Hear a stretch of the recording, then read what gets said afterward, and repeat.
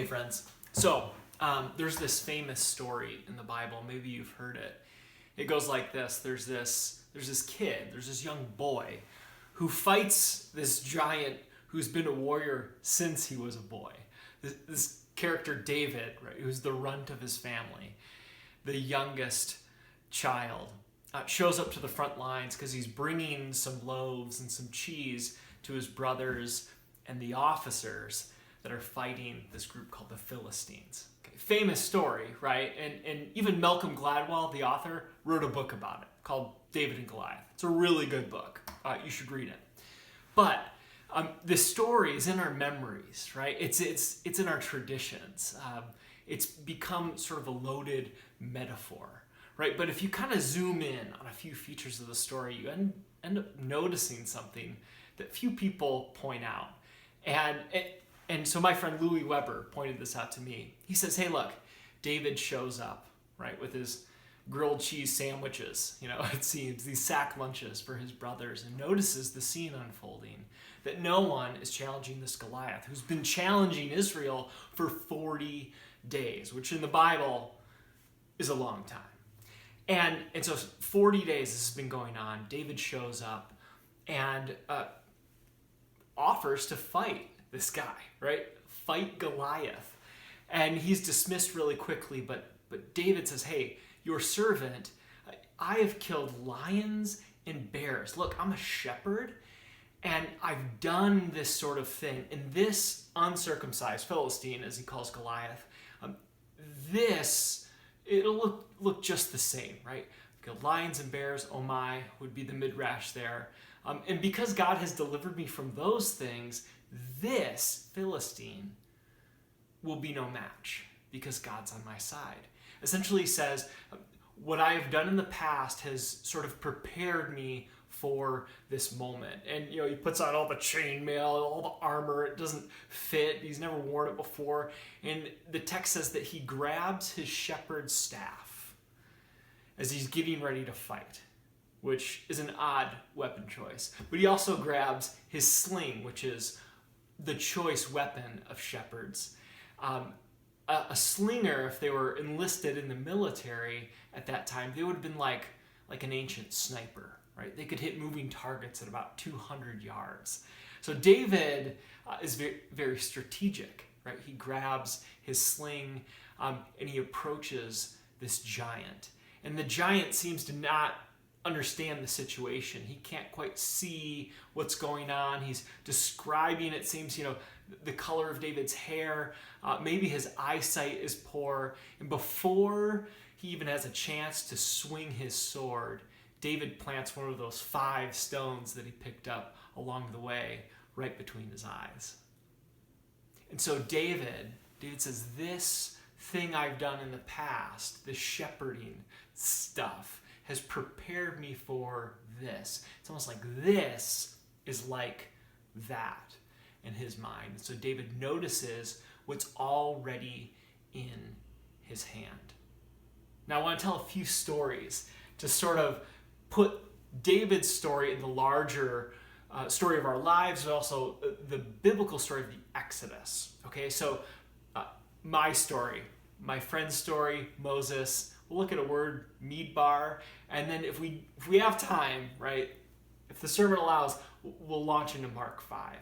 So my story goes something like this. I always wanted to be a teacher, right?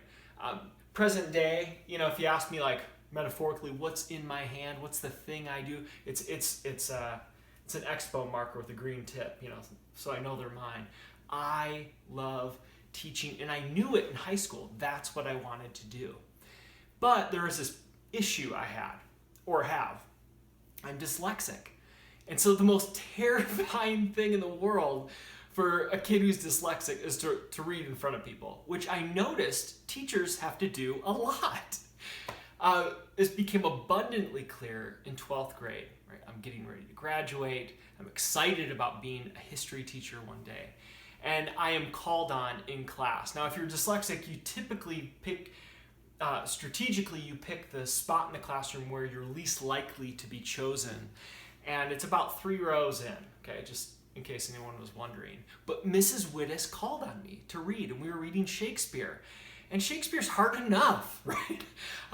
And so I start kind of stammering through this soliloquy as I'm reading it, and she's growing impatient. So she says this to me in front of the whole class. The kid who wants to be a teacher. Today, David. And I didn't cry there. I did cry later. And I remember feeling crushed. Just, how am I ever going to be a teacher if I can't read in front of people? What am I going to do? Well, a couple weeks later, we were still doing Shakespeare stuff, and we had to memorize a speech. And I think I was third or fourth to give the speech, a soliloquy. I memorized soliloquy. And as I watched my classmates before me kind of stammer through their speeches, I realized that I was going to do a pretty good job. And in fact, as my students stood in one place and sort of just tried to recall, what they had studied, the words they had memorized and tried to internalize, I kind of looked around the room and I thought, maybe I'd walk around the room and do it, because I had sort of spatially memorized this soliloquy. Different parts of the room were different parts of the speech. And so, Miss Wittes was very impressed. Not a Shakespearean actor or anything like that, but I nailed it. I nailed it because for me, internalizing information, right, was just like what I had to do to get by, So years later, I'm teaching U.S. history, high school. It's the AP class, APUSH as they call it. And I have my whiteboard marker. And I remember, running into this hard sentence I was reading aloud with some students. And so I closed the book, and we had this long conversation about learning disabilities and what it feels like, right, to be challenged by a teacher, but maybe not, embraced for who you are. And I cried there too, right? A couple other students maybe felt that as well. But I had the opportunity to tell students, right, hey, I see you. This thing I did a long time ago, it's kind of like right now. I have a former student of mine who's really good at building things. And he was approaching graduation. Hurricane Katrina hit. And we went down there as a youth group, and we served there for just, a week or so. And then we were getting ready to go home. And he was like, we're just going to leave, huh? We're just going to hang out for a week and then leave. He was really kind of distraught by the fact that we had basically taken a vacation in Biloxi and had hung out in New Orleans and had a great time serving, but he saw the larger need. And so when he graduated just a couple months later, he moved down as an 18-year-old and starting his building career. And he's a builder now too. But he saw that there was a need in the world, and he had this gift, this thing that was already in his hand. In Nick's case, his name's Nick, it was probably a hammer, right, as a metaphor. And so if you look at your own life, you might be able to articulate right now, maybe not, but maybe so, the thing you already have in your hand. What is that? Right? Maybe it's not a literal object, but maybe it's something you love to bless people with. And so it's helpful for us to take this conversation about gifts and serving and using what you have, what's already in your hand. It's helpful for us to see the Exodus story in this light. Moses, his name is Moshe, and it literally means to be drawn out. So as the story gets going, right away in chapter 2, Moses is drawn out of the waters. Okay. Then Moses, Nacha, the word we translate smite or plague, Moses plagues an Egyptian because this Egyptian taskmaster is beating a Hebrew, his own people, it says, his own people twice. And then he becomes a fugitive, but Moses is drawn through the waters. He plagues an Egyptian, and then he meets God at a burning bush. Now, the Hebrew word for bush, we should note, is the word Sinai. It's the same root as the word Sinai, where the people meet God much later in the story, right? When they get the Ten Commandments, chapter 19 and chapter 20 of Exodus. And it happens that that mountain, Sinai, is on fire. And so if you look in detail through Moses' life, you see all these episodes that come up. Oh, he's in the wilderness as a shepherd for 40 years before he leads the people through the waters, right? Leads them through these plagues that plague the Egyptians, and eventually shepherds God's people, not just sheep, but shepherds God's people in the wilderness for 40 years.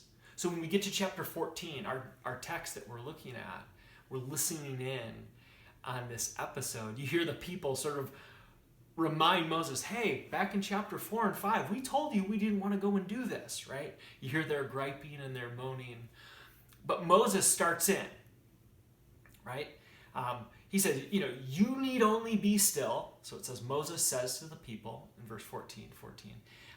Moses says to the people, and he said, you need only be still. Yahweh, the Lord, will fight for you. And this is almost like a poem, he says. It shows up later in chapter 15 that Yahweh is a warrior. Yahweh will fight for Yahweh's people. But then God says to Moses, there's kind of this balance to these verses. God says, what are you doing? Get going. I've given you everything you need. And earlier in the story too, God has asked Moses to notice what's already in his hand. What's that in your hand? In chapter 4. What's that in your hand? Moses has performed miracle after miracle. God has performed miracle after miracle through Moses, sign after sign through Moses via his staff, his shepherd staff. And so God goes, use your staff. Divide the waters. The people will walk through on dry ground, which is what God does in creation. God divides the waters. And so God is doing this creational, this definitive act through Moses. But essentially God says, what's in your hand? What have you been doing your whole life? Right? This escaped fugitive, right? This young, ragtag little shepherd boy, David, this escaped fugitive, Moses. The least likely characters both happen to be shepherds. Both have a staff in their hand. And this is what they take, right, to essentially free God's people from an opposing army. Pharaoh's armies are right on their heels. They are right on the brink of this space that in the Bible is just theologically loaded. The desert, the wilderness, we're calling it the space of renewal, right? The word is midbar, and the root of the word, the M, kind of is like, hey, the M in midbar refers to the rest of the word and says, hey, it's the thing where these things happens. And so the M makes us go, okay, what's the root? And it's dabar, which is also translated word or stuff, which isn't very helpful. But this is the way I like to translate midbar. It's where stuff happens, man. Stuff happens in the wilderness, right? It's an incubation place. My friend Jeff calls it the land between the promised land and the land of bondage. Now, what's interesting is that the people, right, as they enter the wilderness and eventually covenant with God, they were formerly in slavery. And now Moses says that you are to worship the Lord. Now, there's something going on here that's just below the surface. The word slavery or serve, bondage is translated all these ways, is avad, and the word to worship or serve the Lord is avad. So essentially, they are freed from slavery only to serve, right, the Lord. You could translate it either way, but what the story is telling us is that there's something the people have been doing for a long time, kind of like Moses, kind of like David. the people have been in slavery for a long time, and God is taking their story and God is redeeming that story. God is including that former story in this new story. No longer are you slaves. No, you're worshipers of the one true God. Fascinating. So when Jesus comes on the scene, right, and he calls these fishermen, they have nets in their hand and they're throwing their nets out, and Jesus says, hey, come follow me. I'll make you fishers of people. Right? Jesus takes the thing they're already doing and says, that will be kind of what you do. I'm going to convert your imagination about what you're supposed to be doing in this world. Right? And in Mark chapter 5, right after he calls some disciples, he takes them over to this place called the Decapolis. They cross over a sea, and they run into this Gerasene demoniac. And essentially the way the story goes is Jesus casts a legion of demons out of this man and into a herd of pigs, which if you're reading the Bible and you get to this point, you're like, all right, I've read it all, right? So an insight here, though, this is what people have noticed over the years, is that through archaeological digs and all this stuff, that area, the Decapolis, the Roman legion that was stationed there, their insignia was a boar, was a pig. So they'd march around with this flag with a boar on it. And so some commentators think that Jesus is sort of doing kind of a mini exodus, right? A mini throwing the armies of the enemy into the sea, because eventually Jesus allows these pigs to trample off a cliff into the sea. And the disciples, if they're picking up on what's going on, they're like, oh my gosh, this is serious business. Because the only person who does that is Yahweh, right? Is the God of Israel. Who is working in this man? Who is this man? And so Jesus invites his church to take the thing they have in their hand, whatever it is, and imagine where it might fit in his story. The early church, grappled with this. They had everything in common. It said people would sell things and just, pool their resources. Whatever they had in their hand was up for grabs, right? Was part of this new story. It was claimed for Jesus. It was claimed for this new community. Paul talks about this as spiritual gifts, right? As charis or charisma that we all share in the Spirit. So what's in your hand? What's in your hand? I have the feeling that to drum down or to drill in the question that leads this sermon, what does it mean to be saved from yourself? Maybe it takes a long look inward, right? A journey inward to ask, what does God put in my hand? How is God going to lead me, not to serve, some worthless kingdom, but to serve God's kingdom, ultimately? That fear and trembling, right? That working out of our salvation in the church, it's very personal. It's also communal. But in this time, I wonder if we could slow down. Ask ourselves a set of questions. What is God up to in my life already? Can you look back over this past year and start to nail down some of those things that are sort of collecting dust in your hand? Blow them off. Friends, may the God who freed the Israelites, who used a fugitive shepherd, a young boy to kill a giant, may that same God remind you that Jesus' Spirit is at work in your life. May we, the kinds of people that start to notice and name that work and jump in and participate. Peace be with you, friends.